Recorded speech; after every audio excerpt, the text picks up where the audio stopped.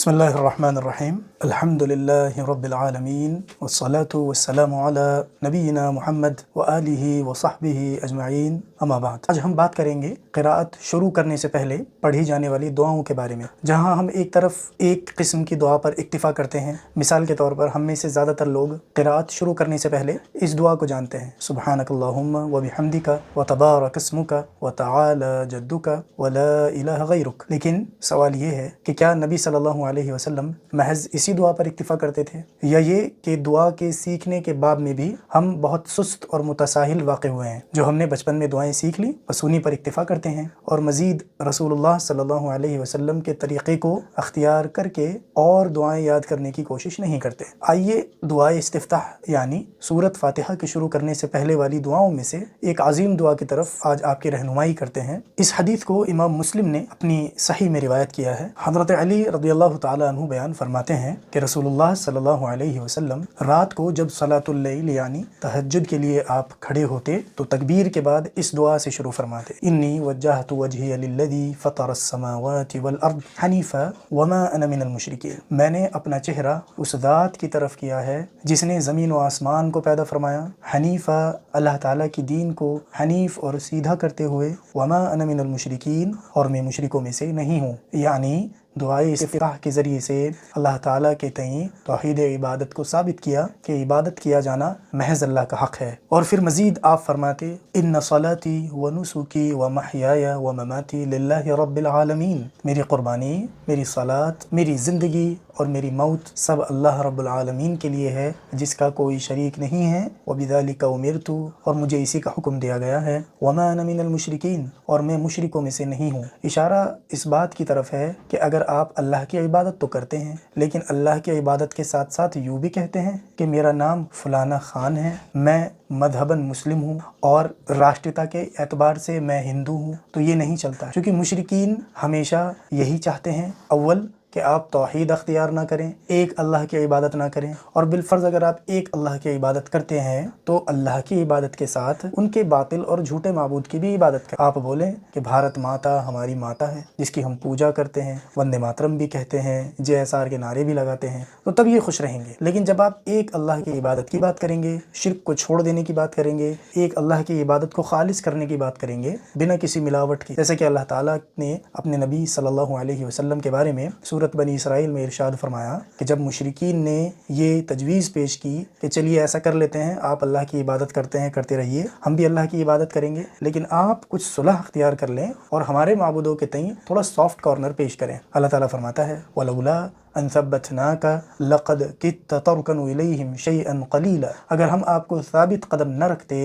تو قریب تھا کہ آپ ان کی طرف تھوڑا سا مائل ہونے ہی والے تھے۔ إِذًا لَّأَذَقْنَاكَ ضعف الحیات و ضعف الممات، اور اگر آپ ایسا کر بھی لیتے تو ہم آپ کو اس دنیا میں اور کل قیامت کے دن مرنے کے بعد دونا عذاب کا مزہ چکھاتے، اور آپ ہمارے تئیں اپنے لیے کوئی پشت پناہ اور کوئی مددگار نہ پاتے۔ معلوم یہ ہوا کہ رسول اللہ صلی اللہ علیہ وسلم کو اللہ تعالیٰ نے محض اپنی توفیق خالص سے اس بات کی ہدایت دی کہ آپ ایک اللہ کی عبادت میں کسی ملامت کرنے والے کی ملامت، کسی شرک کی طرف بنانے والے کے شرک کو ہرگز قبول نہ کریں۔ اس کے بعد نبی صلی اللہ علیہ وسلم مزید دعا پڑھتے، اللہم انت الملک، اے اللہ تو ہی بادشاہ ہے۔ اللہ تعالیٰ کے نام کو ثابت کیا، توحید اسماء ثابت ہوئی، ملکیت اس کی صفت ہے، توحید صفات ثابت ہوئی۔ رد ہو گیا ان لوگوں کا جو اللہ کے لیے اسماء اور صفات نہیں مانتے ہیں، یا اللہ تعالیٰ کے اسماء اور صفات کی ایسی تعویل کرتے ہیں جو قرآن و سنت کے معنوں کو منہدم کر دینے والی یا اصل معنوں کو سرے سے خالی یا ختم کر دینے والی ہوتی ہے۔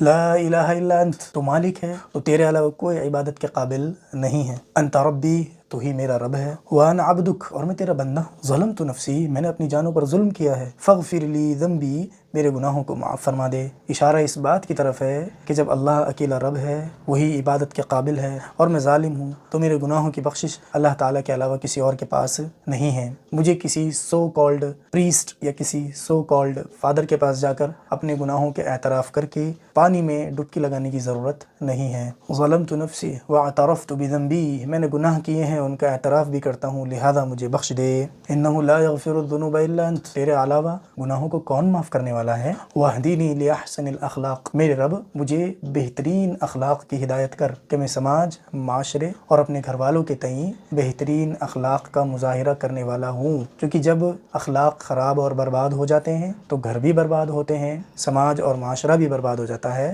لوگ ایک دوسرے کے جانی دشمن بن جاتے ہیں۔ لہذا نبی صلی اللہ علیہ وسلم نے اپنے اور اللہ کے درمیان کے رشتے اور بندے اور اللہ تعالیٰ کے حقوق کے ذکر کے معنی بعد اللہ تعالیٰ کی مخلوق کے تئیں جو رشتہ استوار ہونا چاہیے اس کی طرف رہنمائی فرمائی کہ معاشرہ اور اس کی بقا اخلاق ہی پر منحصر ہے۔ اگر اخلاق خراب ہو جائیں، لوگ ایروگنٹ ہو جائیں، ایک دوسرے کی شکلیں دیکھنا گوارا نہ کریں، ایک دوسرے کو برداشت کرنا گوارا نہ کریں، اور ایک دوسرے سے فرشتہ نما صفت کی توقع کرتے ہوئے ایک دوسرے سے عفو درگزر کا معاملہ نہ کریں، تو یہ دنیا قائم نہیں رہ سکتی۔ غالباً سعید ابن جبیر یا ان کے علاوہ سلف میں سے کسی ایک سے منقول ہے، انہوں نے کہا کہ میں نے دنیا دیکھی، کوئی ایسا نہ ملا جس میں کوئی خیر نہ ہو، اور کوئی ایسا نہ ملا جس میں کوئی شر نہ ہو، لہذا اسی خیر کی اغلبیت اور اسی شر کی اقلیت کی بنیاد پر ہم ایک دوسرے سے معاملات کرتے ہیں۔ خیر غالب ہوتا ہے تو اچھائی کی امید کرتے ہیں اور رشتہ استوار کرتے ہیں، اگر شر غالب ہوتا ہے تو اس سے اجتناب کرتے ہیں اور اس کے لیے دعائیں مغفرت کرتے ہیں اور اس کی ہدایت کی کوشش کرتے ہیں۔ وَاصْرِفْ عَنِّي سَيِّئَهَا فَإِنَّهُ لَا يَصْرِفْ عَنِّي سَيِّئَهَا إِلَّا أَنْتَ، اور اخلاق کی برائی کو مجھ سے دور کر دے، چونکہ اس برائی کو تیرے علاوہ کوئی دور کرنے والا نہیں ہے، یعنی محض تیری ہی عبادت کرتے ہیں اور ہر قسم کے خیر کے لیے تجھی سے مدد مانگتے ہیں۔ لبیک وسعدیک، میرے رب تیرے حکم کے آگے میں حاضر ہوں، وسعدیک، اور تیرے حکم کی بجا آوری میں یکے بعد دیگرے، ہر حکم کی فرما برداری کے بعد دوسرے حکم کی فرما برداری کی طرف بڑھتا چلا جاتا ہوں، اس کی کوشش کرتا ہوں اور دعا کرتا ہوں کہ تو مجھے اس کی توفیق دے کہ میں تیرے فرامین پر لبیک کہتا رہوں اور ان پر عمل کرنے کی یکے بعد دیگرے کوشش کرتا رہوں۔ والخیر کلہ فی یدیک، تمام بھلائیاں تیرے ہی ہاتھ میں ہیں۔ گویا کہ اللہ تعالیٰ کی صفت ید کو ثابت کیا کہ اللہ تعالیٰ کے دو ہاتھ ہیں، اور وہ ہاتھ کیسے ہیں ہم نے پتہ نہیں ہے۔ ہم ایمان لاتے ہیں کہ اللہ تعالیٰ نے آدم کو دونوں ہاتھوں سے پیدا کیا، اور کل قیامت کے دن وہ آسمان کو انگلی پر، زمین کو انگلی پر لے لے گا اور کہے گا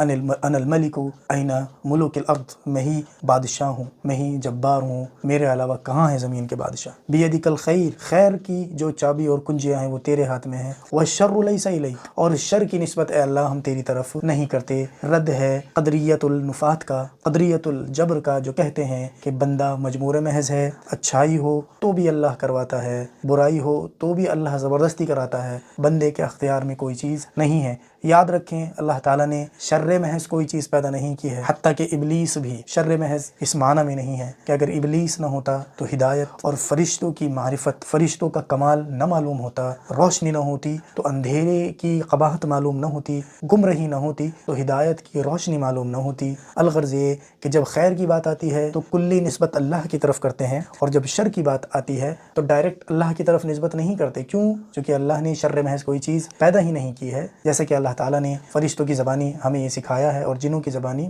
وَأَنَّا لَا نَدْرِي أَشَرٌ أُرِيدَ بِمَنْ فِي الْأَرْضِ أَمْ أَرَادَ بِهِمْ رَبُّهُمْ رَشَدًا، ہم نہیں جانتے کہ اہل زمین کے تئیں اللہ تعالیٰ نے خیر کا ارادہ کیا ہے یا ان کے ساتھ شر کا ارادہ کیا گیا ہے۔ جب خیر کے ارادے کی بات آئی تو اللہ کی طرف اس کی نسبت کی گئی، اور جب شر کے ارادے کی بات آئی تو اللہ کی طرف اس کی کلی نسبت نہیں کی گئی۔ انا بک و الیک، میرے رب میں تیرا ہوں اور مجھے تیری ہی طرف لوٹ کر آنا ہے۔ تو جب میرا کچھ نہیں ہے تو میرا ہر عمل تجھے خوش کرنے، تیرے بندوں کو نفع پہنچانے ہی کے لیے ہوتا ہے، اور ہمیشہ میں اس بات کو اپنی نظر کے سامنے رکھتا ہوں کہ ہر ایک عمل کا میں نے جواب دینا ہے۔ میرا رب کل مجھ سے سوال کرے گا، یا تو یہ عمل جنت کا مستحق بنا دینے والا ہے یا جہنم کے عذاب میں داخل کر دینے والا ہے، اور ایک معنی یہ بھی ہے کہ تو ہی میری ابتدا کرنے والا ہے اور تو ہی میری انتہا کرنے والا ہے، لہذا مجھے ہر اس اچھائی کی طرف راستہ عطا فرما جس سے تو راضی ہوتا ہے، اور ہر اس برائی سے مجھے پھیر دے جو میرے لیے کل قیامت کے دن حسرت و ندامت کا سبب بنے گی۔ तबारकत व तआलैत, मेरे रब तो बाबरकत है और तू बुलंद है। यानी अल्लाह ताला की दो सिफत, तबारक यानी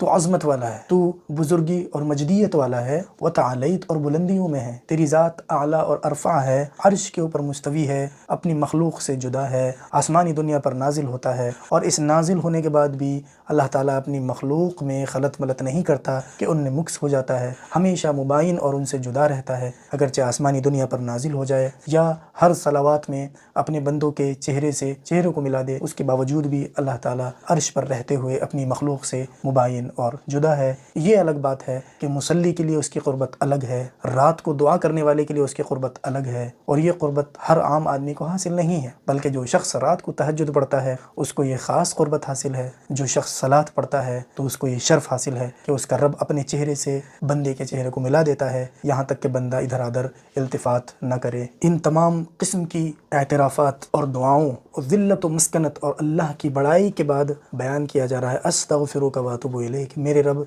मैं तुझसे मग़फ़िरत तलब करता हूँ और तेरी तरफ इनाबत और तौबा करता हूँ कि मैंने तेरी इबादत का हक़, तेरी तारीफ़ का हक़, तुझसे दुआ मांगने का हक़ अदा नहीं किया, लिहाजा तो मुझे बख्श दे। आप गौर करें कि इतनी अजीम दुआ नबी सल्लल्लाहु अलैहि वसल्लम ने हमें सलात शुरू करने से पहले सिखाई है। हम में से कितने लोग हैं जो इस अजीम दुआ को याद करने की कोशिश करते हैं, उस पर अमल करने की कोशिश करते हैं, उसके माना और मफ़हूम को समझने की कोशिश करते हैं, या दूसरे लोगों को उसकी तबलीग करने की कोशिश करते हैं। लिहाजा हमें अपना वक्त फ़ुज़ूल की बहस व मबाहिस, इंटरनेशनल इश्यूज़ डिस्कस करने, फैक्ट बेस्ड जर्नलिज़म के नाम पर फ़ुज़ूल की वीडियो देखने से बेहतर है कि हम इन दुआओं को याद करें। यही दुआएं दर हकीकत हमारे काम आने वाली हैं, इस दुनिया में भी और मरने के बाद भी।